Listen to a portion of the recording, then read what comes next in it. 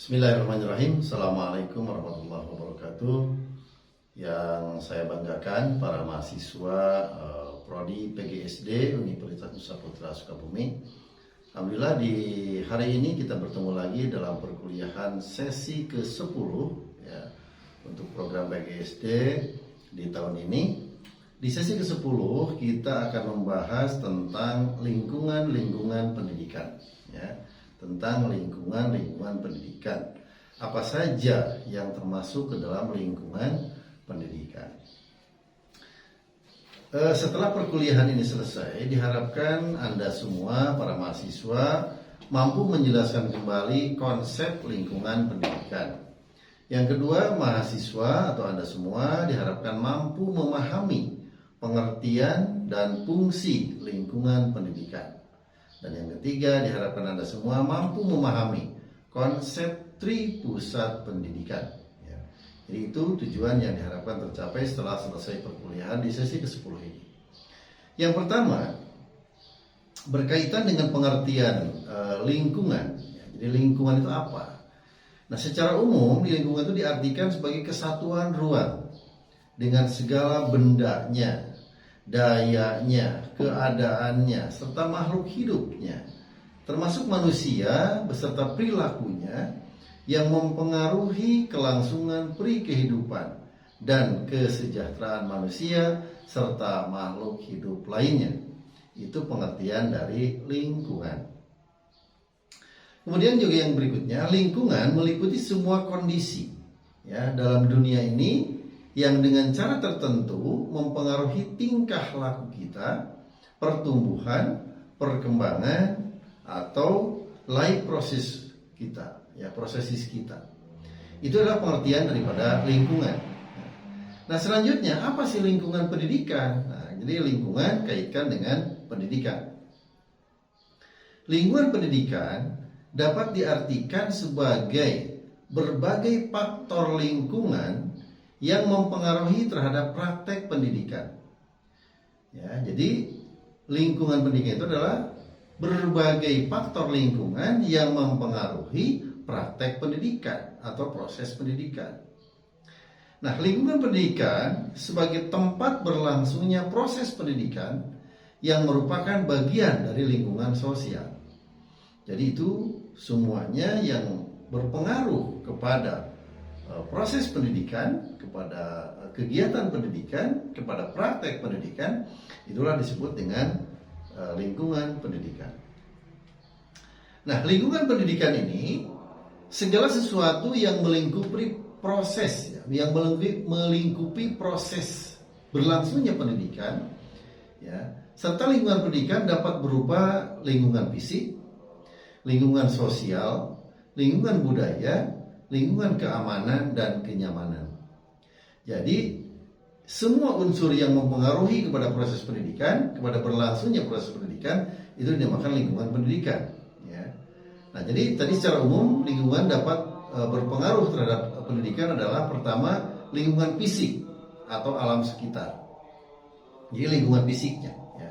Kita tahu bahwa proses pendidikan itu memerlukan suatu lingkungan. Baik kalau dalam ruang belajar, bisa di dalam ruangan, bisa di luar ruangan. Ya. Terjadi proses pendidikan itu namanya di dalam kelas. Tapi yang namanya kelas tidak selamanya di dalam ruangan. Kelas bisa terjadi di luar ruangan. Ya. Syarat terjadinya kelas adalah ada peserta didiknya, ada pendidiknya, dan ada proses pembelajaran atau ada kegiatan belajar mengajar. Itu disebut dengan kelas. Nah, yang berkaitan dengan penyelenggaraan pendidikan, baik di kelas maupun di luar ruangan, itu dinamakan lingkungan fisik, ya, yang mendukung. Seperti kalau dalam ruangan berarti ada ruangannya, ada kursi, ada meja, ada lemari, ada papan tulis, ada whiteboard, ya, ada spidol whiteboardnya, ada infocus, ya, semuanya yang menyangkut itu adalah lingkungan secara fisik. Kemudian lingkungan sosiokultural, artinya ada aturan sosial yang biasa dilakukan dalam kelas, ya. Artinya ada kegiatan kapan masuk, kapan keluar, itu ada aturan-aturannya. Ada sosial budayanya, ya, lingkungan sosial budaya. Nah, kemudian ada lingkungan teknologi dan informasi. Nah, dalam proses pembelajaran tentunya, apalagi saat ini, dibutuhkan dengan aktivitas yang mengarah kepada digitalisasi, sehingga teknologi dan informasi merupakan bagian daripada proses pembelajaran. Saat ini belajar beda satu malam antara guru dengan siswa sudah tidak berlaku, sehingga belajar itu adalah sekarang dari berbagai sumber. Guru bukan satu-satunya sumber belajar, tapi guru hanya salah satu dari sumber belajar. Ya, sekarang bisa saja ketinggalan guru oleh siswanya kalau guru tidak mau membuka, tidak mau berupaya untuk menambah wawasannya dari media sosial maupun alat-alat digitalisasi pendidikan. Berikutnya, lingkungan pendidikan ini atau fungsi dari lingkungan pendidikan ini, secara umum fungsi lingkungan pendidikan adalah membantu peserta didik dalam interaksi dengan berbagai lingkungan sekitarnya, utamanya adalah berbagai sumber daya pendidikan yang tersedia agar dapat mencapai tujuan pendidikan secara optimal. Itu fungsinya. Jadi dengan semua unsur dari lingkungan pendidikan yang dimanfaatkan secara maksimal, maka diharapkan tujuan pendidikan pun dicapai secara maksimal. Kita mengenal adanya tripusat pendidikan, ya. Jadi yang disebut dengan tripusat pendidikan adalah 3 pusat yang bertanggung jawab atas terselenggaranya pendidikan. Jadi pendidikan bukan hanya tugas salah satu lembaga, dalam artian hal ini adalah sekolah, tetapi pendidikan tanggung jawab 3 unsur pusat pendidikan. Apa saja itu? Yang pertama adalah keluarga, yang kedua adalah sekolah, dan yang ketiga adalah masyarakat. Ketiga unsur itu, ketiga tripusat ini diharapkan bisa bersinergi. Ya, yang pertama adalah keluarga. Jelas, keluarga adalah pendidikan utama terjadi dalam keluarga. Keluarga adalah madrasatul ula, pendidikan pertama. Ya, belajar bagaimana memegang harus tangan kanan, mengambil tangan kanan, makan harus dengan tangan kanan. Ya. Keluar doa makan bagaimana, ya, dan sebagainya. Aturan-aturan itu ada di dalam keluarga. Jadi pendidikan pertama dalam keluarga. Hormat terhadap orang tua harus bagaimana, hormat terhadap yang lebih tua harus bagaimana. Itu pendidikan yang awal yang diperoleh dalam keluarga. Nah, yang kedua adalah sekolah.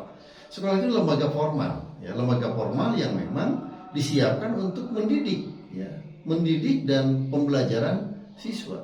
Tetapi sekolah bukan satu-satunya yang bertanggung jawab dalam proses pendidikan, sehingga selain keluarga ada sekolah. Ya. Yang ketiga adalah masyarakat. Ini juga sama. Ketiga-tiganya adalah harus bersinergi. Masyarakat juga bertanggung jawab atas berlangsungnya proses pendidikan, sehingga keluarga, sekolah, dan masyarakat harus jadi kesatuan.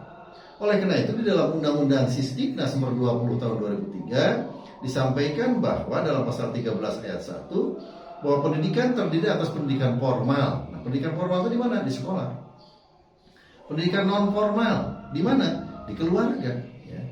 Pendidikan informal, ya, non formal terjadi di mana? Di lembaga-lembaga tertentu, seperti di paket, ya, di PKBM, paket A, paket B, paket C. Nah, pendidikan informal adalah pendidikan yang terjadi dalam keluarga. Dan ini tujuannya adalah ketiga-tiganya bisa terjadi, ya, di dalam kehidupan manusia. Sehingga dalam baik itu pendidikan formal, informal maupun non formal, di dalamnya ada yang disebut dengan lingkungan pendidikan. Dan lingkungan pendidikan itulah yang menunjang terhadap tercapainya suatu tujuan pendidikan secara optimal. Itu saja yang saya sampaikan untuk sesi ke-10 ini. Mudah-mudahan bisa dipahami, dan selanjutnya silakan dipelajari dalam Edlink yang sudah ada dalam Edlinknya masing-masing, dan kerjakan tugas sesuai dengan perintah yang ada di dalamnya. Terima kasih. Assalamualaikum warahmatullahi wabarakatuh.